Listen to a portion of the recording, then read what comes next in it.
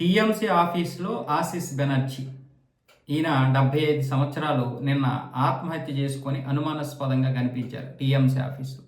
ఆఫీసే నా ఇల్లు, నా ఇల్లే ఆఫీసు అన్నటువంటి మమతా బేగం దీనికి ఖచ్చితంగా సమాధానం అయితే చెప్పాలి. పోలీసులు ఇప్పటికే ఎంక్వైరీ స్టార్ట్ చేశారు. దేని గురించి అనేది ఎక్కడ రాజకీయాలు అయితే చేయడం లేదు.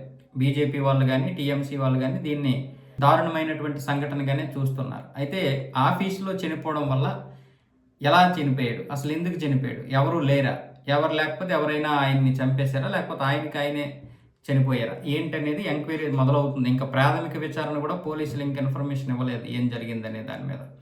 ఈయన రాంపూర్ హాట్ నుంచి 5 సార్లు ఎమ్మెల్యేగా గెలుపొందారు.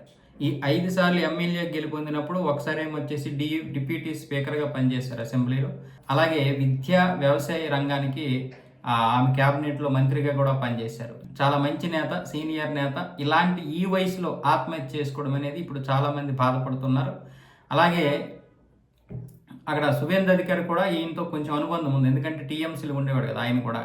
సో ఆ విధంగా తనకి ప్రగాఢ సానుభూతి తెలుపుతున్నట్లుగా ఎక్స్లో పోస్ట్ పెట్టడం జరిగింది. అంతకుమించి రాజకీయం అయితే జరగలేదు. కానీ దీని గురించి పోలీసులు ఎంత ఎంక్వైరీ చేస్తున్నారో ఇటువైపు మమతా బెనర్జీ కూడా అదే విధంగా ఎంక్వైరీ చేసి ఆ విషయాలు ఏంటో తెలుసుకోవాలి. ఈవిడ ఆ రోజు ఒక ట్రైనీ డాక్టర్ యొక్క మానభంగాన్ని తప్పుదోవ పట్టించి ఏమీ దొరకకుండా చేసింది. ఇది ఒక లెక్క ఆవిడకి.